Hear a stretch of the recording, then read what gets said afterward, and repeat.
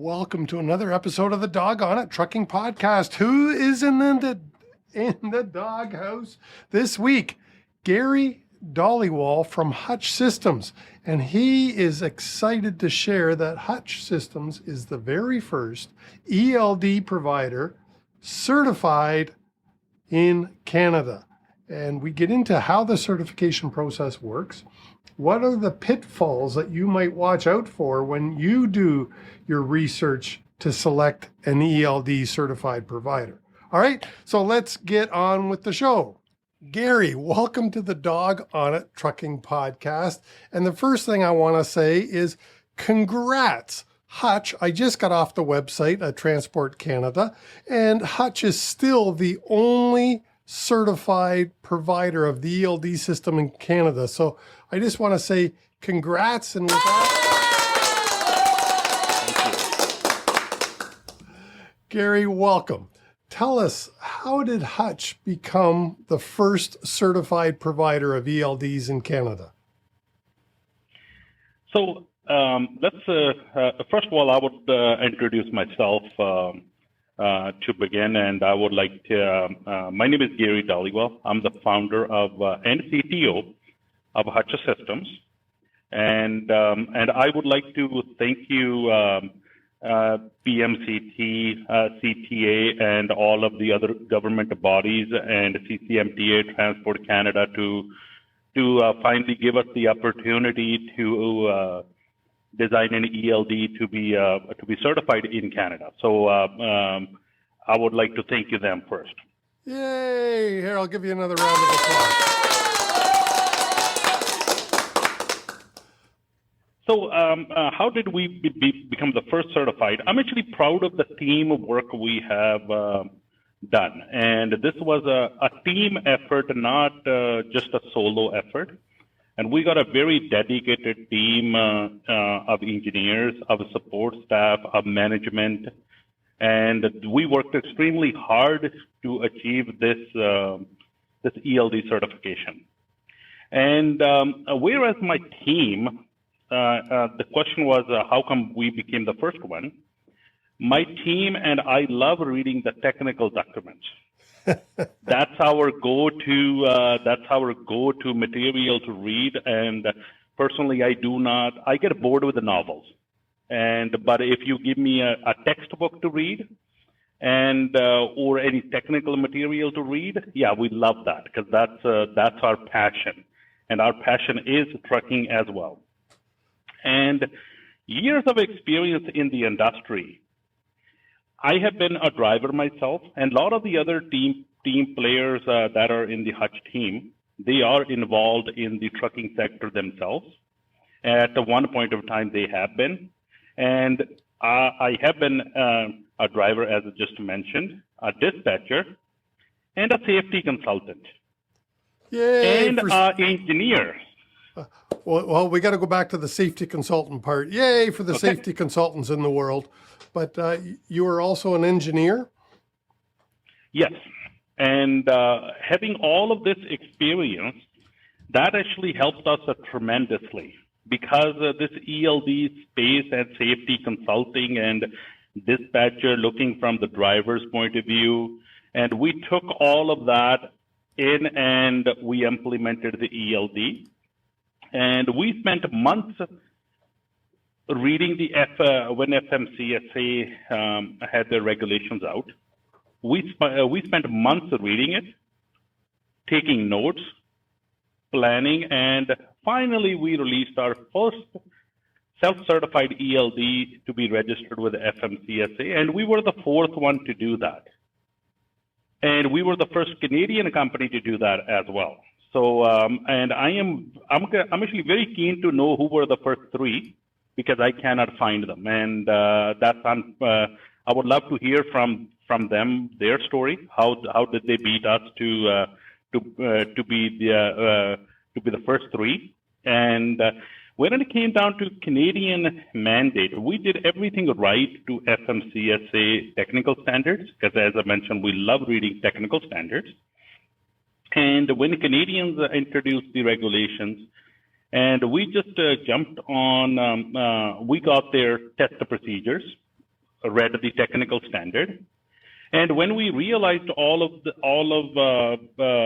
what was required, found that there were only very minor tweaks that we needed to make in our software to comply with the technical standards of Canada. So we just we as a team, we planned, we read the material. As I mentioned, we love reading the technical standard, and then we as a team worked up extremely hard to accomplish this certification. And of course, as you know, this certification is a very rigorous process. And I'm actually very thankful to FP Innovation for testing our ELD to the test procedures released by CCMTA. And those are 450 test procedures.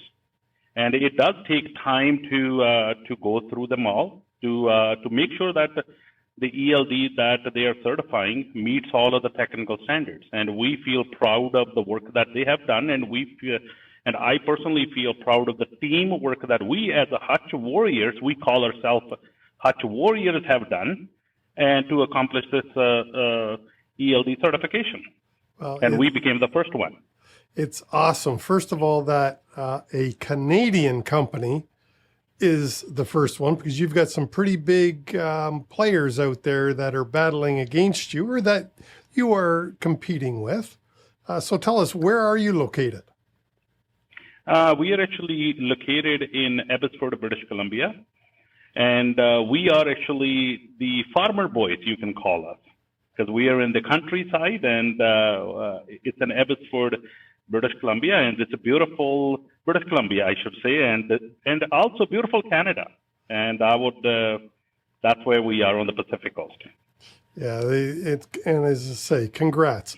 Now, before we started, I wanted to ask you a question about why Canada decided to do the certifications as opposed to the self-certified way that the U.S. did. What are some of the problems with self-certification, the way the U.S. did it, that you might look at?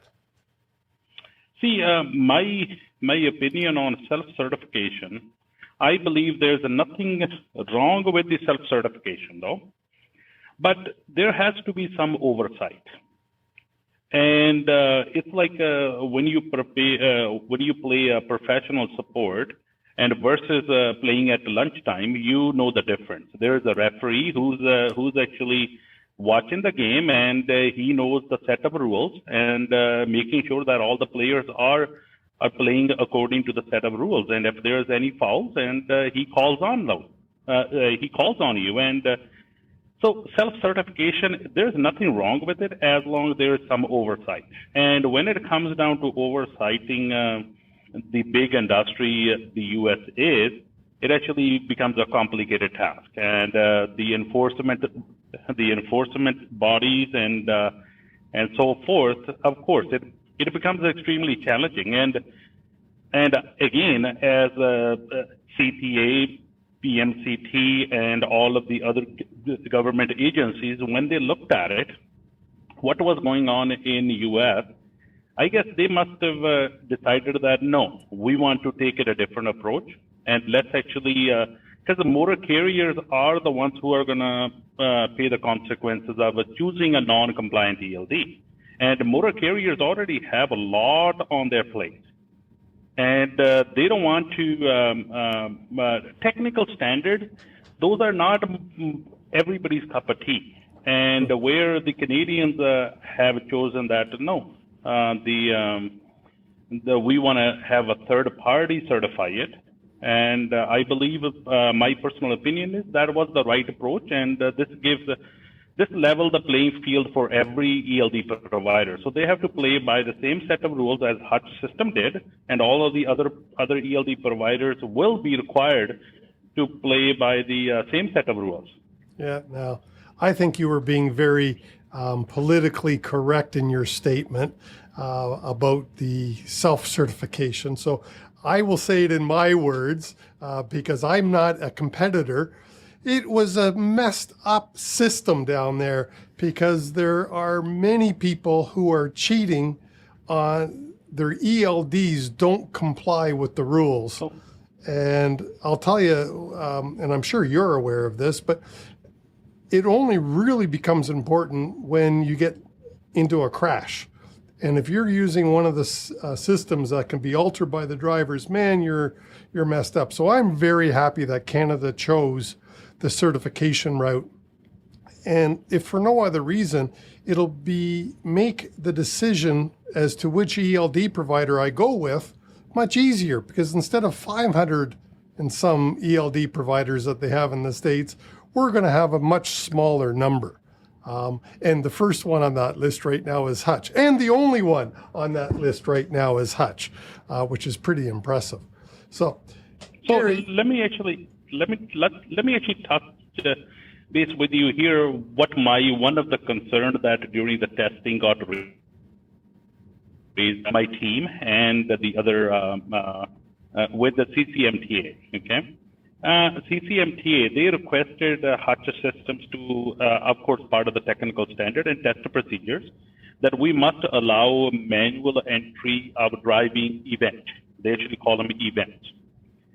And anything that's manually added in the ELD, that could be changed to off-duty or any other event because it's a manual entry. And when I got to know that it was required, and I inquired with the CCMTA, they said, yes, it is inquired. I said, well, then it would be very easy for the driver to change from driving to off-duty because it's a manually added event. And they said, yes, it is true. I said, well, then this is the purpose of the certification to begin with, because it must not be, driving time must not be shortened. And they replied back saying, well, there are intermediate log and engine up and engine down events and so forth, and it would be up to the enforcement officer to determine that. I said, well, officers, they already have too much to worry for, and it's actually deceiving the purpose. And then I read the automatic driving time, and I said, well, it actually mentions that the ELD must record an automatic driving when it reaches 8 kilometers an hour. They said, yes, that is true. So I said, well, then, is it required by the ELD, if the driver has a manually added driving event, is it required by the ELD to change it to another event of driving with an automatic status? They say, yes, that is required. I said, well, then that actually has some weight on it, because now that time cannot be shortened. They said, yes, that time cannot be shortened. I said, well, then it will deceive the entire purpose of the driver changing it to manually changing it to driving prior to moving the vehicle. I said, well, I am satisfied with that, and that is the right direction. And so there were a few challenges there where we had to inquire with the CCMTA to clarify the items those are listed in the test procedures. And I am very proud of the work that they have done. I'm sure there was a lot of hurdles to get over. Now, what are some of the pitfalls that you think people should be watching out for from ELD customers as a fleet? If I'm a fleet, what are some of the pitfalls when choosing an ELD that I should be watching for? So there are, as I mentioned, that I've been a dispatcher and I owned my trucking company. So I would wear the hat of me being a trucking company rather than being a salesperson, because I am a technical person. I'm not here to sell. I personally can't sell. And because I like to tell the truth. And I think at one point of time, the truth will prevail. And so through this channel, I would like to educate the motor carrier. So let me wear the hat, a virtual hat of a motor carrier. Right. So there are a couple of concerns that I think the motor carrier should pay attention to. Number of ELDs are implemented as a hardwire solution, and number are implemented as a handheld solution. So first, they need to determine is the ELD that I'm purchasing or inquiring about, is it a hardwire or is it a handheld? Okay. And once you have determined that from the ELD vendor, then you should ask yourself how the is the ELD implemented in the app running on a mobile device, or is it implemented in a black box that's tied to the ECM of the vehicle? If it is implemented on a handheld device and it's implemented in the ELD, now you need to ask yourself, well, the ELD must be communicating with the ECM when the engine is running. And is it easy for my driver to close the app or turn off the mobile device, and that will start logging power compliance and engine synchronization malfunctions? If that is the case, well, then the drivers already have too much worry out on the road, and you can just imagine that the driver is required to keep his phone running or the tablet running, and he's jumping in the sleeper berth to sleep for 10 hours. And by the time he gets up, and the app may have closed, because Android system and iPhone, they're very picky on saving the battery life, and they may close the app. And well, by the time the driver gets up, and he already may have a malfunction, and now he has to report it to the motor carrier. Motor carrier has to document, and after the documentation, what action the motor carrier took. So those are the ones that I would be looking for. And another one that I would look for is because as per the technical standard, the driver and the motor carrier or any other person should not interfere with the location services or the times of the ELD. So you can just imagine, if you go to the tablet setting, you can change the time and turn off the location services on the tablet. If that is the case, well then, of course, the ELD must be logging a malfunction, but you can just imagine what sort of nightmare the motor carrier may have on their plate. And the smaller carriers may not have the luxury of implementing safety policies and enforcing them. I do understand the larger carriers do that, but the smaller carriers may not have that. So that is another area of concern I would look at when I am choosing as a motor carrier. Another thing that I would stress on is the unidentified driving. Which is, if you read huge. Yeah, it's a huge problem. See, if you read the technical standard, right in there, they actually, in the technical standard, they mention that the motor carrier should assign ELD exempt account. And there are only two differences between exempt account and a normal ELD driver account. And the motor carrier should not have any unidentified driving unless somebody who was not employed by the motor carrier drove that vehicle. It could be the dealership where they went to get the vehicle repaired, or somebody else who was a tester driving that vehicle, or so forth. Then that is the only time the ELD should log unidentified driving, and of course they can rectify that.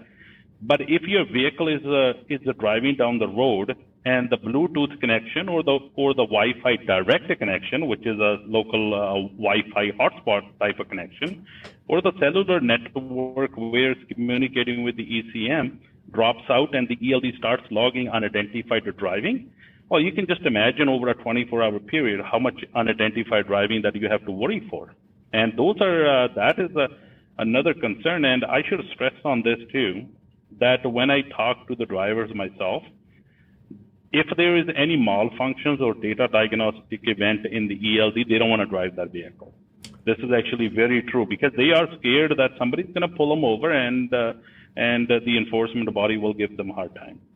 And the ELD is required to log a data diagnostic event, and that data diagnostic event must be clearly visible on the ELD display to the driver and to the enforcement body, and also in the output files. And if there is any unidentified driving of 30 minutes or longer in a 24-hour period, it's going to log that data diagnostic event, and that's going to stay there for the next 14 days.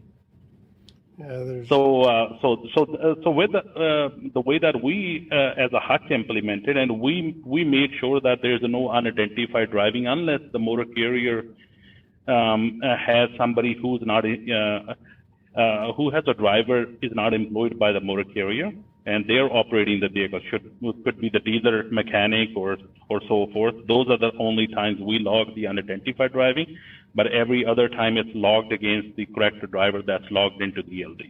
So there's no much unidentified driving with the Hutch system, and that's another key area I think the motor carrier should pay attention to.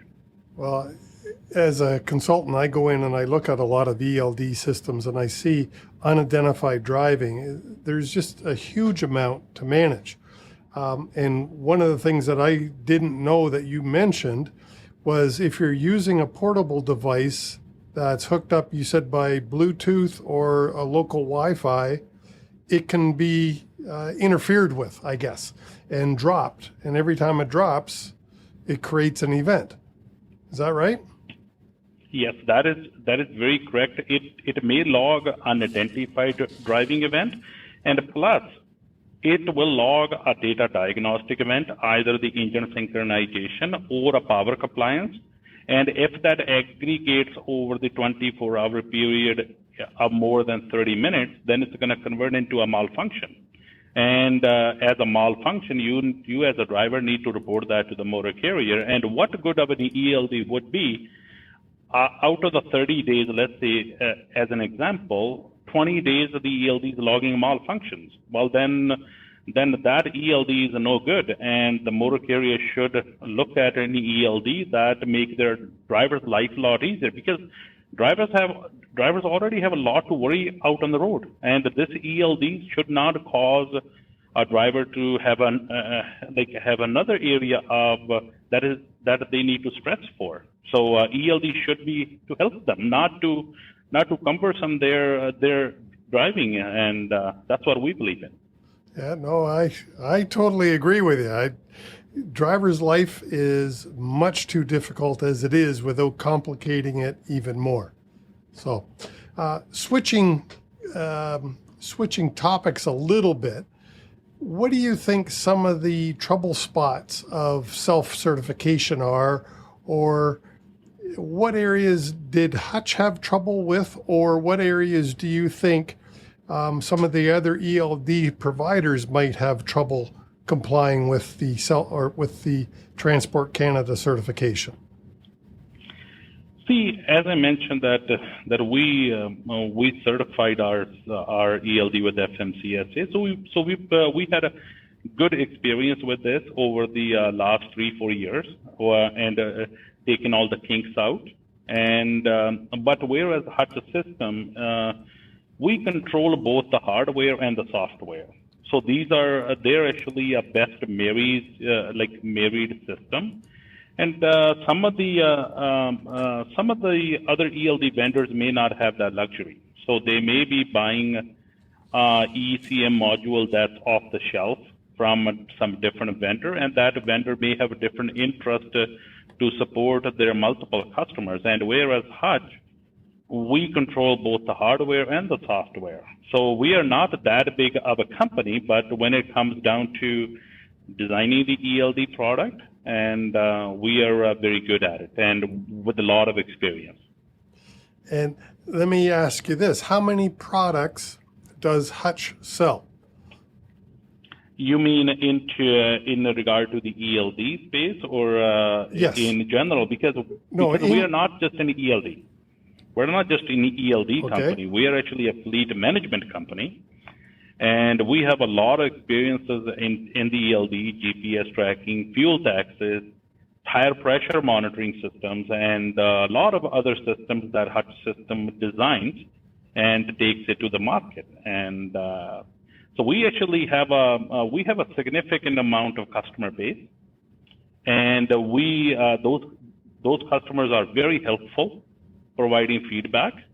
And when they provide feedback, we don't just sit on it and we act. And I gather my team, and we get to work, and we listen to our customers.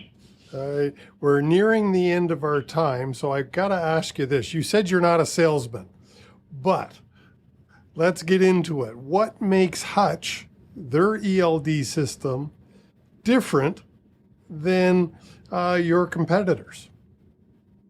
Well, I would say that our ELD, if you look at just the ELD part of it, FP Innovation, they considered our ELD to be hardwire solution. And even though our ELD has the option to bring in, allow the customer to bring in their own mobile device or mobile phone, a tablet or a phone, but our ELD is implemented in the telematic device, which is not a dumb box. We call it black boxes, but they're not generally a black box. But the color is black, but they're very intelligent boxes.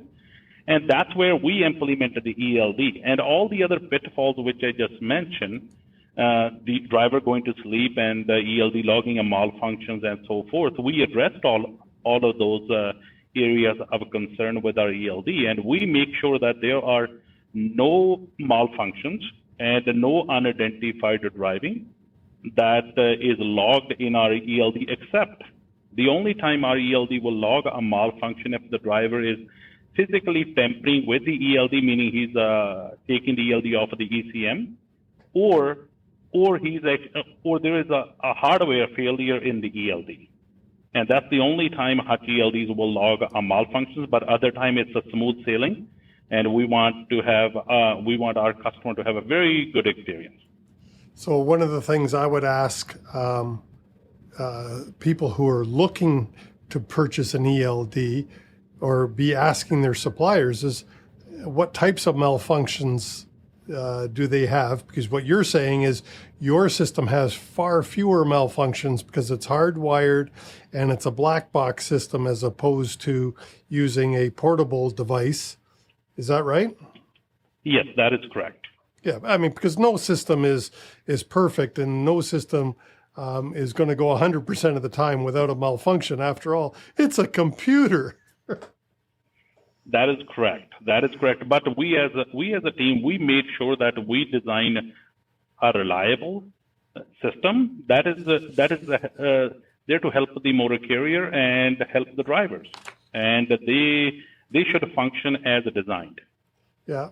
And one of the other things you had mentioned when we were talking about doing an interview, and one of the things that I jumped all over, did you not mention your compliance with fuel tax as a feature of your software? Yes, we do very good job at fuel taxes. And this system that we have developed was developed in-house. So, and this is actually experience of over 10 years, because when the EOBR was going to come in 2012, of course, we were designing that system on a Windows CE platform, but we had to shelf that product.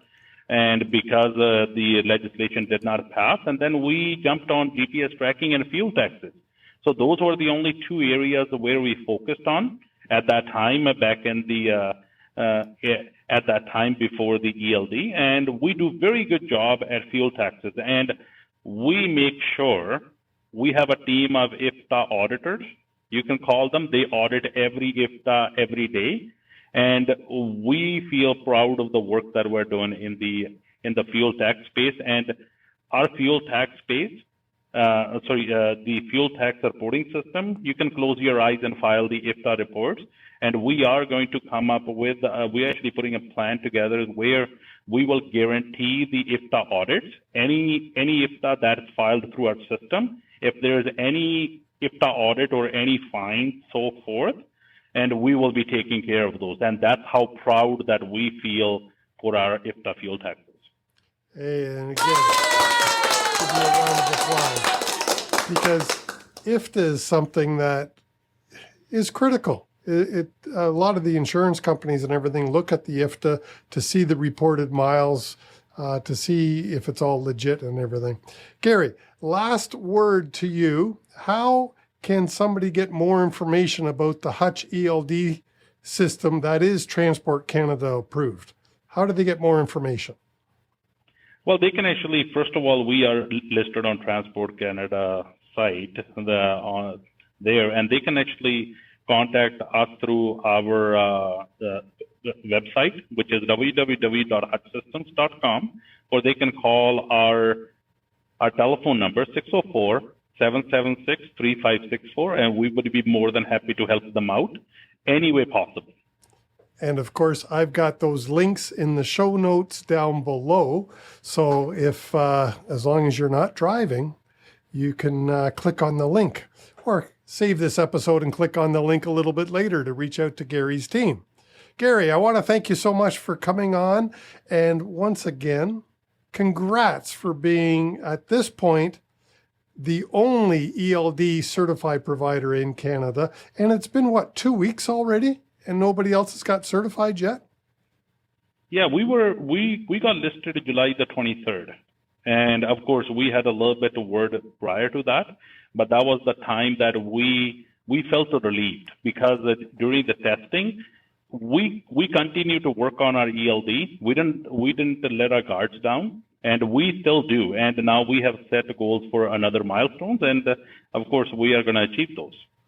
And just the last thing I want our listeners to be aware of, I do believe that there will be much fewer number of ELD certified. And one of the reasons, and I didn't realize it until I was talking to you, Gary, there is a substantial fee that goes with getting getting certified. It's not done by the government for free. You're paying for that process. And there's also a renewal process, is there not, for the ELD systems? Yes, that is very correct. And of course, there's some surveillance fees.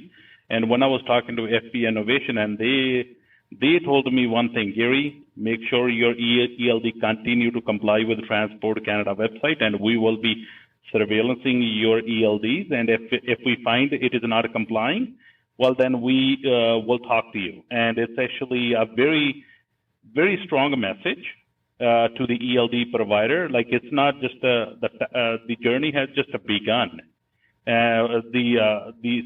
Getting our ELD certification was just the beginning of it. And now actually the true work is actually starting now, because there will be surveillancing. And we need to be on top of the game to make sure that our ELD continues to comply with the Transport Canada mandate, and it meets all the technical standards. Beautiful. Thanks, Gary, and congrats once again to Hutch Systems and your team for being the first certified ELD provider in Canada. And thank you all my Hutch warriors. And as I mentioned, we call them Hutch warriors, and I'm actually going to congratulate every Hutch warrior that I was talking to Chris, and Chris had me on his channel. And thank you, Chris, very much. Hey, you're welcome, Gary. Thanks for coming on. I hope you loved the show as much as I did. Please leave us a like, a thumbs up, a review, a comment, a rating if it is in your heart. Thank you so much. And I do really appreciate your time. And join us again next week for another exciting interview.